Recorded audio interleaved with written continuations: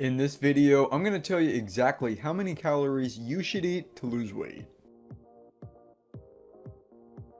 If you want to control what you eat, control your body, and control your life, then hit the subscribe button so you never miss a video. Let's talk about calories. This is a big question that comes up. How many calories should I eat? How many calories do I need to eat to create a deficit? How many calories this, calories that, whatever. It's just a big topic, and that's a good reason, because calories are important. Calories count. It's not about insulin and hormones, and let's not make things too complicated.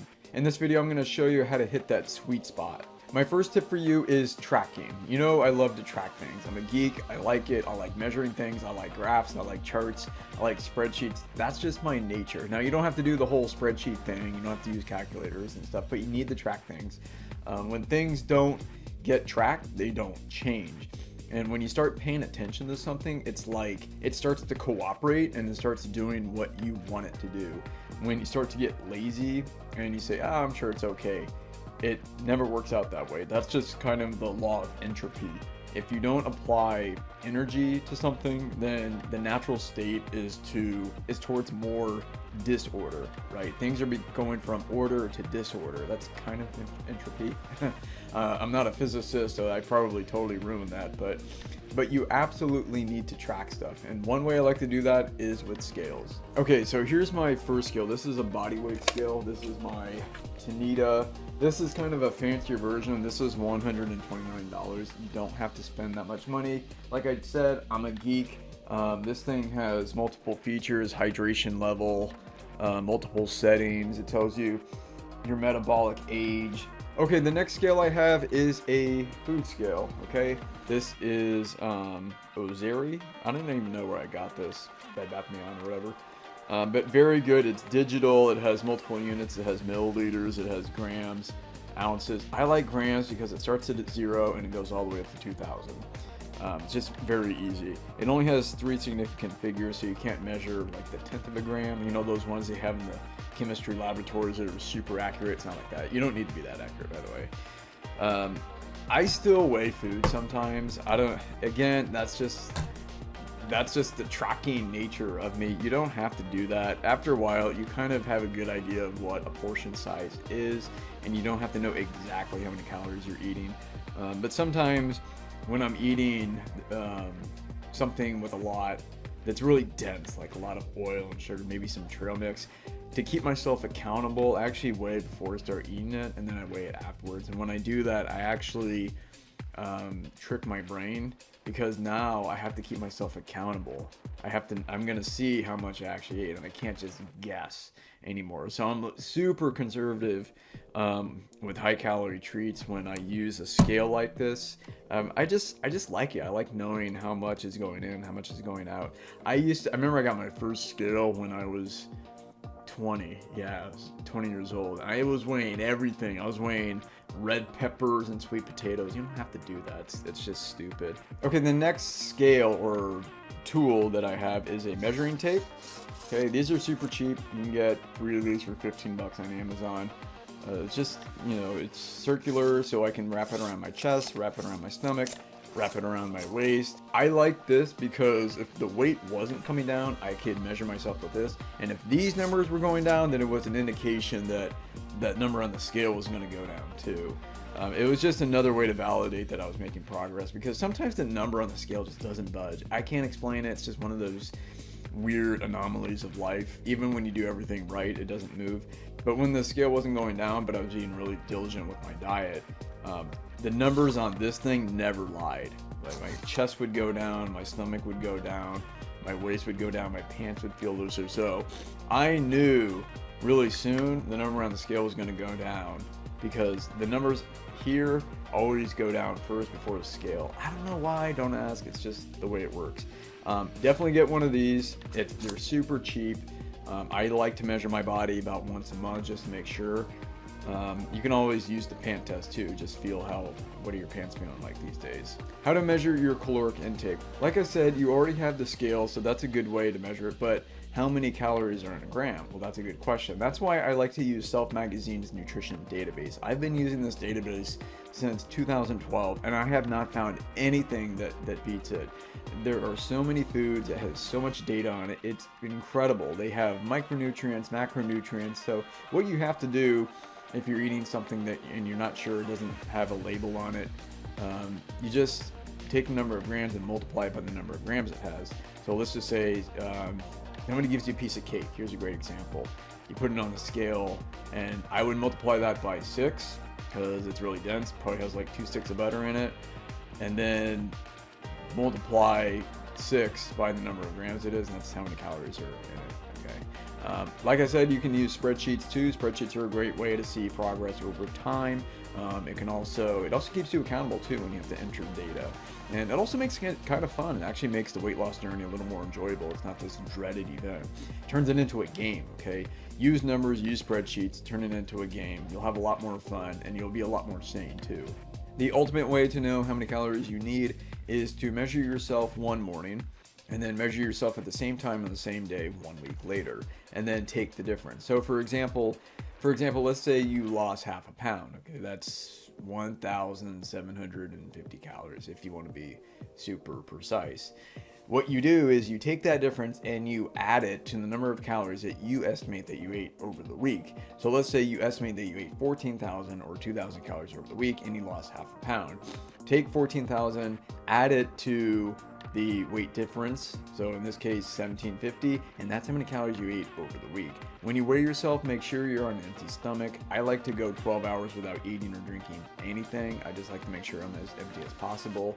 Best time to weigh yourself is after a full 36-hour fast, and then you're really empty, and that gives you a good idea of how much you really weigh. Try to weigh yourself at the same time, same day, and same conditions. It just keeps things similar. Don't weigh yourself at 5 in the morning one morning and then 9 o'clock the other morning. Don't go have breakfast and then weigh yourself. And only weigh yourself once a day. I used to weigh myself 2 or 3 times a day. It was really ridiculous. You don't need to do that. My third point is the 10 calorie per pound rule. Remember, when you start at a higher body weight, you're burning more because you have to move more. It takes more energy to move a larger mass than a smaller mass. Well, as your weight reduces, the number of calories you need to move that mass is actually going to go down. Now, you can blunt that a little bit by doing some resistance training and maintaining your muscle mass, but usually when you lose 1 pound, you're going to burn 10 fewer calories each day. So for example, if you start at 150 pounds and you're down to 140 pounds now, you can expect to burn 200 fewer calories per day because you lost 10 pounds. Let's say you started at 150 pounds and now you're at 140 pounds. That's 10 pounds, multiply that by 10, now you're burning 100 fewer calories per day than you were when you first started. That doesn't mean your metabolism shut down, but you also need to take that into account too. That's why people hit plateaus. That's why people stop losing weight as fast as they did when they started. It's easy to lose those first 5 pounds. It's those last 5 pounds that take forever, it seems like, because your body is smaller and it takes less energy to move it. It's not like your metabolism just shut down or you have some metabolic disorder or you're in starvation mode. Don't ever say that. Hear me, I hate that word. Doesn't mean that at all. It just means you're burning less to move less. Okay, it's just basic physics.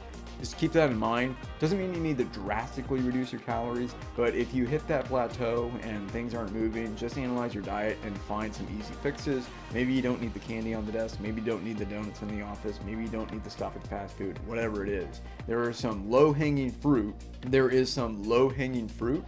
Or some easy fixes, and that should take care of the problem.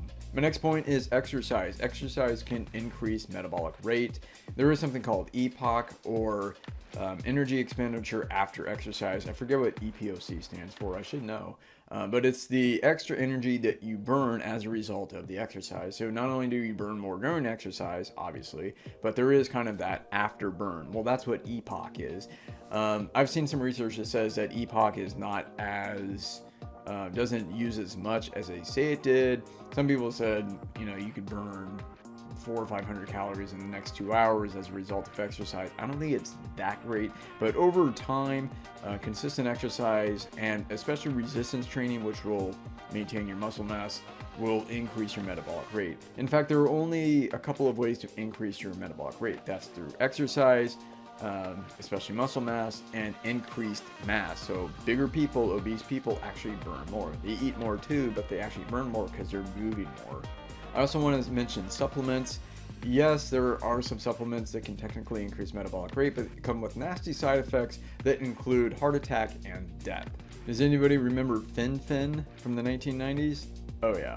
There are some legit drugs out there like apple cider vinegar, caspation, turmeric, I've heard. And there are some other ones that I've seen on the market.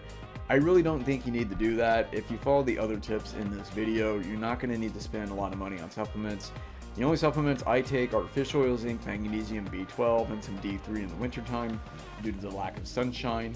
But any metabolic effects these supplements have is going to be negligible. I've seen products called Metabolic Boost, Metabolic Reset. There's nothing you can consume that can actually increase your metabolic rate. If you show me validated research, peer-reviewed research that says otherwise, please let me know and send me a private message.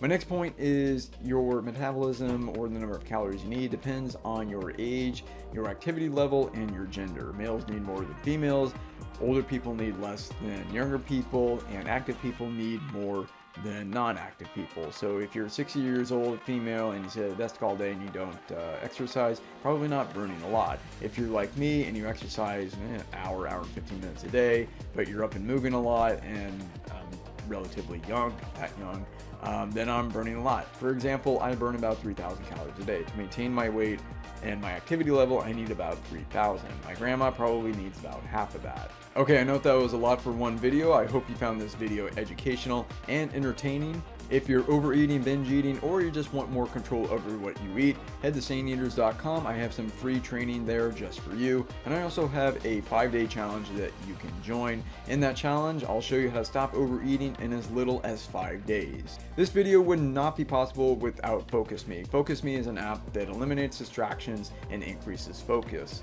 When I make YouTube videos, I turn on Focus Me and I can eliminate all of the apps like email and sadly YouTube that allow me to focus and make these videos. I also want to mention Essetino Artists. If you need help with YouTube SEO, graphic design, or using Camtasia, you can hit up Arit and Jewel. These two babes can show you everything that you need. In fact, if it weren't for Essetino Artists, you probably would have never clicked the thumbnail to watch this video. If you want to speak with me, there is a link in the description box. And don't forget to check out some of my other videos. Thanks for watching, and I'll see you next time.